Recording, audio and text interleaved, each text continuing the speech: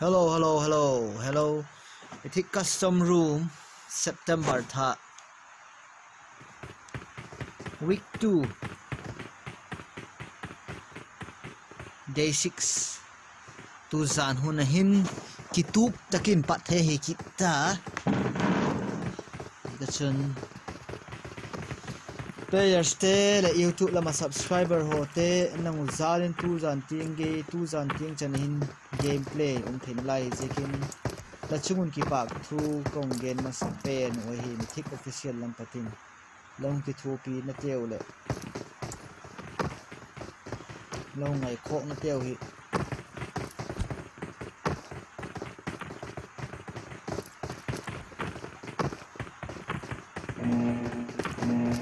tin nào pakhat chu hi tu zan hun hin irangle jingle irangle ki ding he ta tu hin plane hi quarry patlipovka alenga tu zan hun chun team hung lu hoi khop mai so number 2 3 4 5 6 7 8 9 te lu ki thelo 10 11 12 te lu lo 13 te o unit te lu man lo 13 te 14 te 15 te 16 17 18 19 22 24 25 lu hoi khop maya players se kum pantau tu hin slot number 7 tites gat ka lam zone jewina chiwa tu zanu nen slot number 6 te hikamu slot number 6 5 le hung lo 6 le hung lo bang overall the number 6 hung kim nai pet kill zo hi pet kill zo overall lam zo kha dingala hi so number 5 te hi primox lamina chiwa 15 te le primox lamina chiwa so number 6 te hi chu lui pangveli na kumo so number 8 te military so number 25 te novo lam zuan go thi milewa kilometer 17 16 te school ai lo le ro zok so number 4 te chu pochinki mai ding ai so number 10 te lipovka idm ai lo le kiang ton wa te le mention ton na chiwa tuin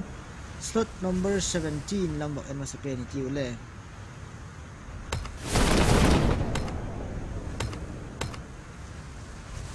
17 te kiang so number 16 te fantastic te umu ta kahin no number 17 te kum pantau mythic Geo and Blue Z Child. So number 24 te so number 24 10 slot number 12 te nok pantau so number 12 te no. So number 13 te jo Blue Z Child le nok ka he prison na hin he slot number alien state to mythic te hi wa ta kain mythic te hin ki khara mutawa khat no he ta kain surrender day to koko mo Gio na del phaya takhin pathumin pakhat abo puta ta hin changun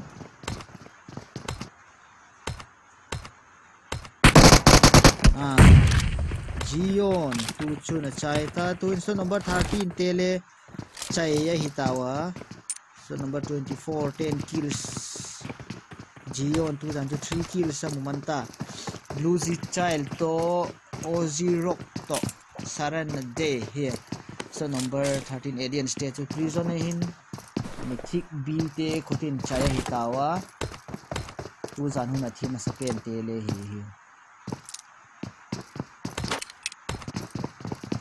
mythic b te le mi pathum cholu te hi wa tu zan anoi pau zaret hi boina nei khatling hi man po bolai khop mai tu zan huna chun lien in kit no mercy so number 15 te down kit no mercy down confirm hingalta the pen right in rootman down here rootman man kim men kim down here sl join rootman kim confirm so number 5 te kills pani ni tawa tu so number 5 te lamin lien to sl join pakhat gela ni tawa so number 15 te hong lu kim lo pani mi pali chong lu tho naw le mi pani na hin naw cha ta kain kit pro po uma rider ov2 ma kit pro po he in new sungain pang je ta movement petalo we rider OV2 le tin TPP la ta aloi te hina chan ta je kana maule mo toi thei talo ding hi tu hin Primox gamahin le fight a uma 2 in 4x Zenon Papa Gulik so number 2 te le Papa Gulik down he so number 2 lam te ren tu 4x te khuta patin school kiang to main school kiang lo school apartment lang down a 4x te le Zeno down a Zeno in jo hin na chan tai Frederick Pro in Zeno confirm ta 2 achung NTP danger ma Gulik hi hi zo thei nai po 2 in 4x te le so number 11 no Zeno Blaze to Levi hiwa pathum ong lu theyo pakhatin hinna chan taw gul hip hil zo tawa tu hin Levi hi metal duk tak ani nai po DBS chow le kilom AUMP to SL Zone Kit Pro po da kila takahin to number 2 te nung vel holding ai taw TP danger le ma Papa Joe le Frederick Prawn le Forex saklam patin nung flank ni Levi kuchu nung back set loading ay na kuchu Levi to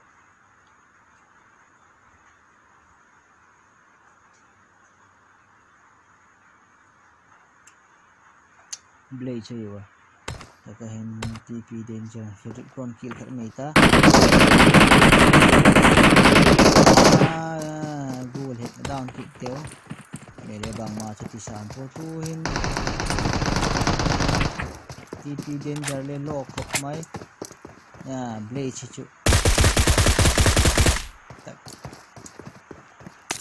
Levi hi bang lo hin chu Blade sa confirm ta tachun Levi Papa join Levi theta tu no so number 11 te le so number 2 te khotin chai tawa so number 5 te hin skills khali ala nei ta SL Zone 3 kills naman ni ta so number 15 te Primo jamin chai tawa zone hung ki pan kiding ahiwang wang ta second som thum le ge chom ta tu in Primo salal te so number 5 te hiwa so number 6 te hin chu ngomne cha chalu da bolo 25 te hin ko malu bolong po so number 8 lam te le so number 8 lam te lai len te military base tu jan ni amao he ko ma kieng nai ko mun po slot number 8 te he lut ne hoi khop mai ding ne hi wa tu CL Vipe le M4 ne ta LM Vipe Venom khau te wang chlo ten ding ne Venom khau te poison ha ten ding ne kita tu ding le law ni level 3 ban hole chu military hi nei ding ai ta tuan di slot number 7 namte GGT te khale ra ni tu amau hile slot number 7 namte hile Georgia Pool City mina omo points how pen ahi khelun amau tu jan sport le no slot number 3 te Opai J is down so number 14 te khotapat Doodle Gang te khotapatin down hi takahin Opai J down hi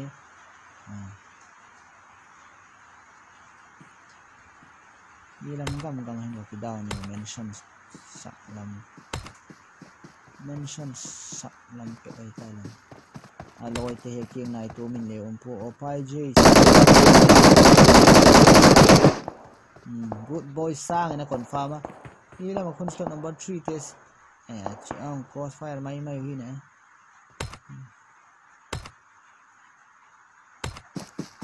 hit my bullet deoma Sizo Mic inang kapa M16 bang malo the po takain good boy sang slot number 14 te hile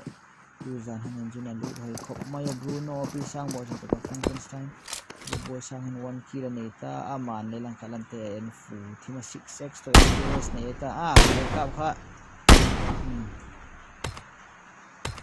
mai ngam bek ta po na ton chu mai ngam bek ta loading ahiwa slot number 14 te loi pau kha kameski lamin sang boy su ta sang boy suang ta slot number 10 ke king ini ha.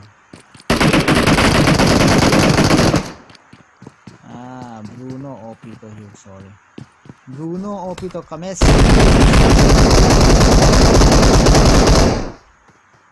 Psycho Lizan TP Danger down slot number OH Meng in TP Danger confirm. Fantastic 10 ni kill cut ani 1000 number 2 te. Sang boy suan tak hin aloi pa he. Ai, kill pon ne.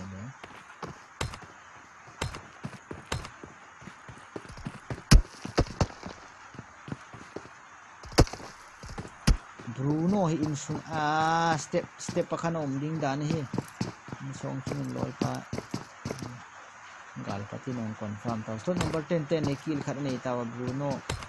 Avang se khop maya Bruno tu zan hun hin Bruno ne hin na chan wak te na. Wang thu le ta custom room na wang ne. Sang boy suan tak ile ki ok ding ai ta. Taran good boy sang ko. Frankenstein aloi pau lang model phe aloi pau Papa Joy ne sel popo sindi mo sang boy sun ta down tai tu aloi te ni ki mo model phe lai din no aloi te ni ki model phe lai adel po tu chu le confirm man ma ni ta aloi te ni SL Poco Papa Joy SMT le Alpha June Papa go hit a down Cedric Pro to Papa Joy cho mai tao tu so number 17 nam te pathum la madam na layo hat ikino ai SL Poco tin na chan ta SMT ki hil man dia ki hil man ko Rozok king Frederick Pro hinna chanta tu slot number 16 te leong nai Psycho Liza slot number 16 te fantastic te ong theo tu Shizo Mikin ET God OP ET thak te Shizo Mik number slot number 3 te slot number 3 te slot number 18 te khat alan no ko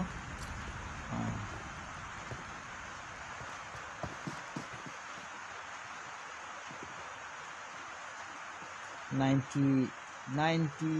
risk kina loi pa ya pan pi dim so number 18 te ET God OP hi aloi ten smoke api wa awak do na dingin si zo mikin confirm go nom ten hi tu na chung lama hin it my bullet to si zo striper ra omo you dead in SMT vai phe down kit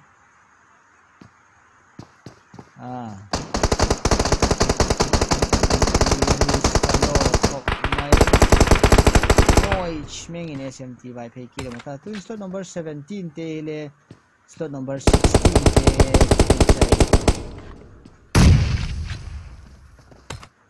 4 kills ani tau Psycho Liza OH Meng to you dead hin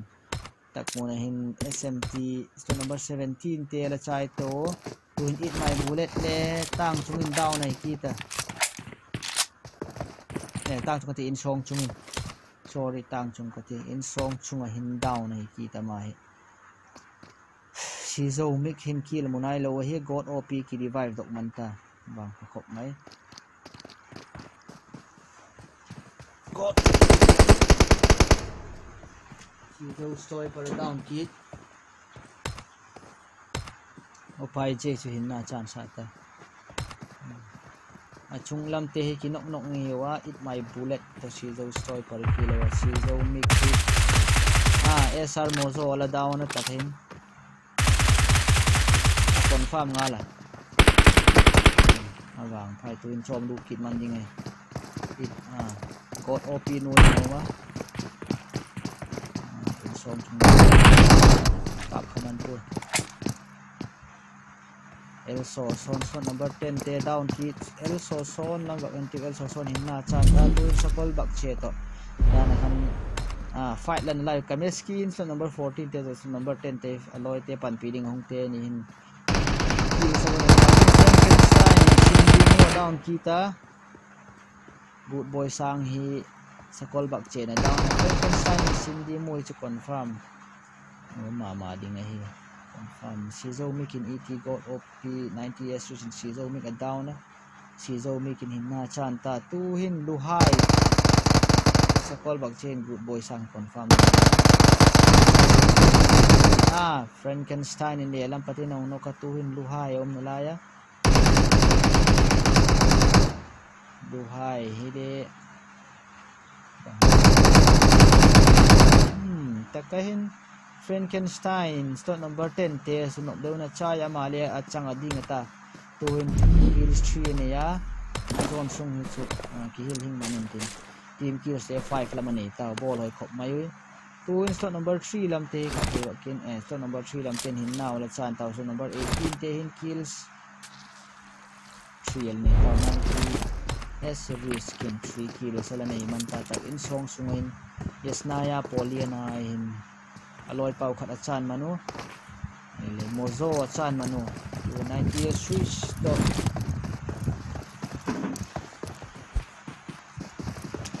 god op to ninja tu hin kinai pen just number 19 lamte into fight la nai lo hiwa tu zan hun in number 19 lamte le 0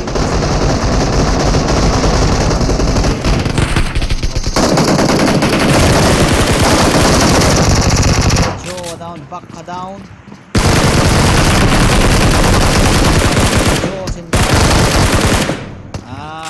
Jaws in so number 4 te chai so number 4 te chai so number 19 te pani ki nok hilele ki hil manding Victor to Jaws in loi te hil manding hi a ball loi khop mai 4 kills ne nga loi tu zan so number 19 ten ball loi khop mai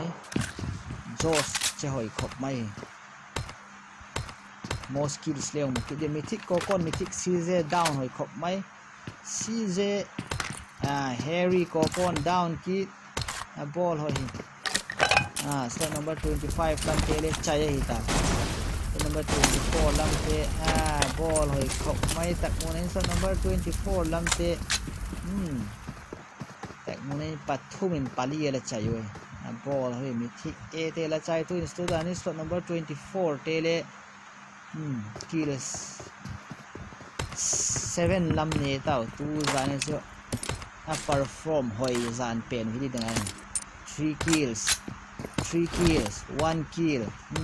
ball oi khop mai room zo ta ile chu ki ho lim nai ong num ding ai mi thik te chu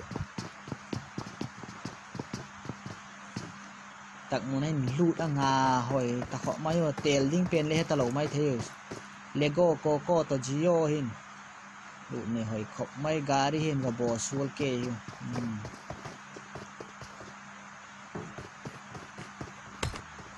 so number 14 pa changin tak so number 18 te ading oi tang chumin pathum 3v3 hiding ai smoke set panua panmuna kho panua tu in zones 90s reaching Coco down tewa 90s reaching vela ma flenga to slot number 18 te ki split hoi khop mayo tu in slot number 24 te in sunga hin hi tawa mawaring boy ding he 90s reaching flank the god open and force lampati nong spray team ninja the god epi saklam ina uno tu 90s reach thang lam hong tung su hoi ta khop maya Coco ding in chu lau ding Coco in mayom jing chu 90s in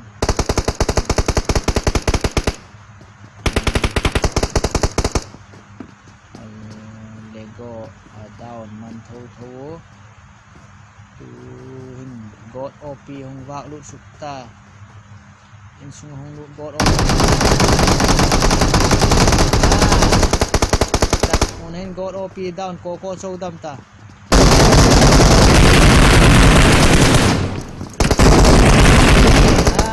god op chu ninna chan manai de 90s to team ninjan aloi te pan pi manui tu zan min so number 18 tele ball oi khop mai maule team kill 6 laman nei ta aloi pau khat chan manu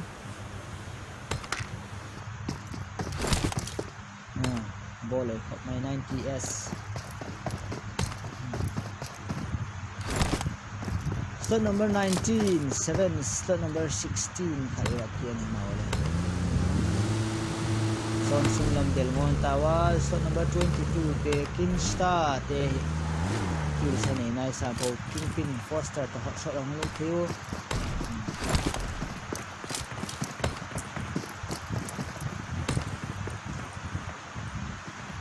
Kieng này tuông của mà của vào zone sung lam all in zone sung lam lai rồi. A ball oi khop mayo planning le siam oi khop mayo bangong chang dia mo khat ve chu chu hung chicken leu chu rum thoi kin start te le pan now so ta khop mai you can you dead slot number 16 te you dead a down no to hin lai len te na sak khop mai ta kan lm to cl to lm to cl to you Yuki down ta Venom out te oma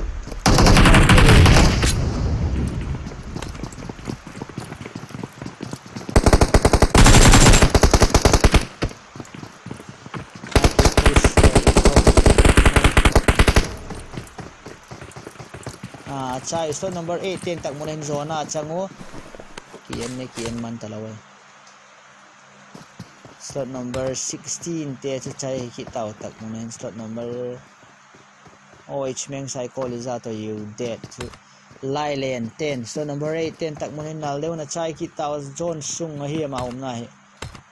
VGT na bow pound down slot number 5 te le down pano Kings Foster le SL join na down ki down to gelgele o takai na bow pa down na SL join na le lamin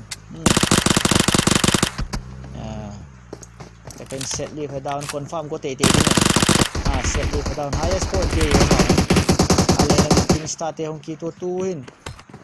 abo pa chu ki revive zo kita kit pro ma takahin VGT te pang to James chom tawa pang kinala chang hoi khop mai abo pa che takahin pang James se hinna o kini nom kita tu sanin Kingpin to Kings Foster kun bang lo the diam so number 5 te SL Joy chouda mai ta ne de chu se lu chi tak chu King Star te pathu madam na layo VGT pan Kingpin so number 22 te pani down yung kilom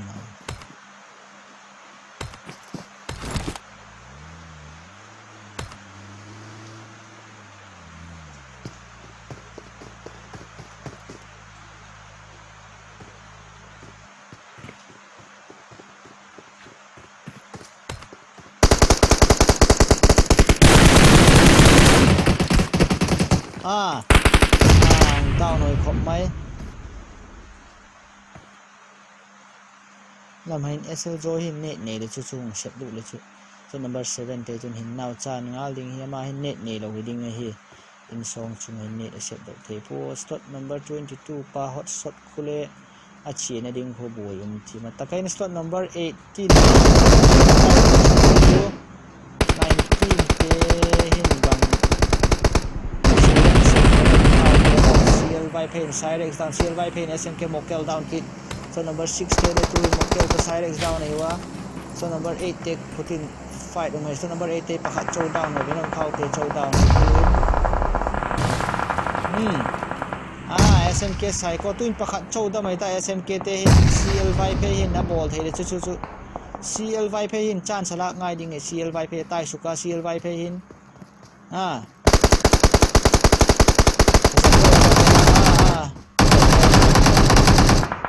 CLY Pain chi su hak deu talo deu ai chi su hak deu talo ai CLY Pain hin na chan ta taken smoke atam ta khop mai 90s switch ta team ninja mo taken CLY Pain loite Venom khau te to LMY Pain umli na newa lamen impact to VGT taken number 19 te ne VGT te he be ke ta VGT te pang ki down he number 19 te phe lamin almost number 19 te hin shot song ke zingo taken shot number 5 SL Joy hi de hin na chu hum tok mana mai mun chom min exam dok man ta ball hoi kho mai tu jan chun namuna theng mana tu in ale lamin man shot number 19 te anung lamin ka flank kit lamata lamin shot number 8 test number 6 te umo namai tak nenum tantin slot number 14 te doodle gang te slot number 14 doodle gang te ko lang mai tu jan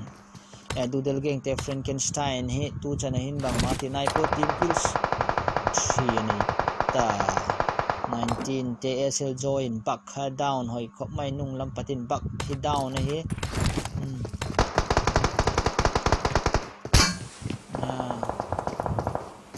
Sirex Ninja down kit tai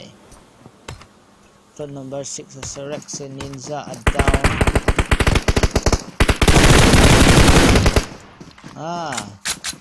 Venom khau te down LM Vipe o mai LM Vipe hin bang ala lo the din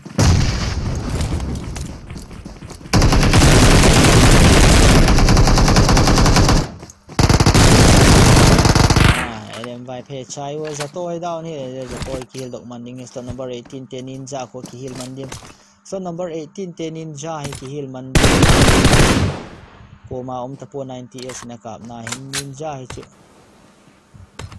và heal thì đinh đàn tập chơi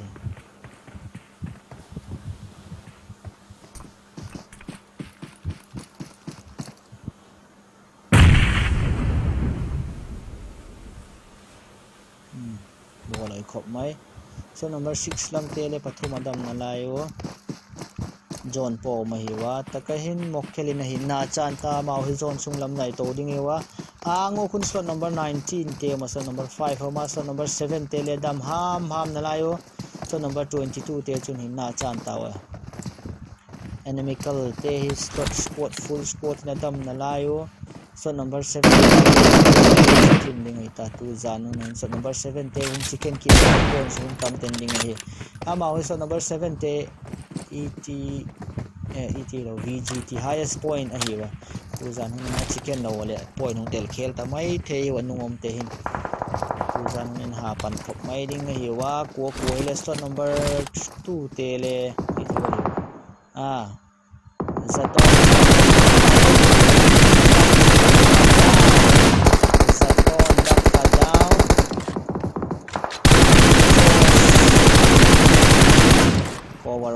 cover mana zaton bang malo the po takai nung del suk ding itaw slot number 210 slot number 19 te hung del suk tawa bangong chang de mukhe talo slot number 19 te pakhat down e wa takai Victor tom jo so mo za to del na lamahin ale alamin slot number 6 te loiten in hung left flank ki to tuin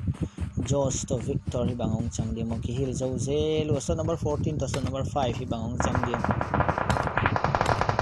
90s reach down na takai ni VGT te tak ni na chan tawa soy Frankenstein le jo so pin that man iha ball khop mai takai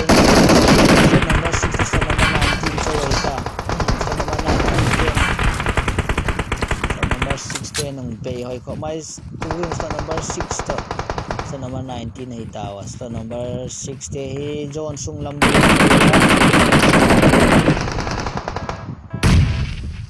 gari me ham ve ding ta tuin gari jam do ding bodi Jos moi le minom na ya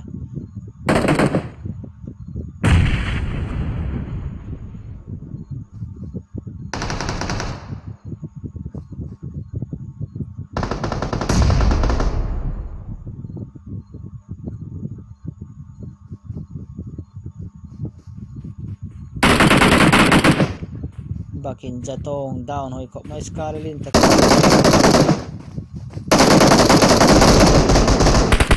Sirex in back and down kit Sirex in pania down mana two in Jos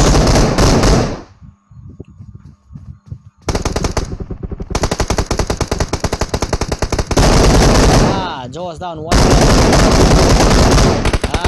slot number 16 ball oi khop mai tu zan chicken dinner chu slot number 6 te s dima smk te hiu mangpha lo lengun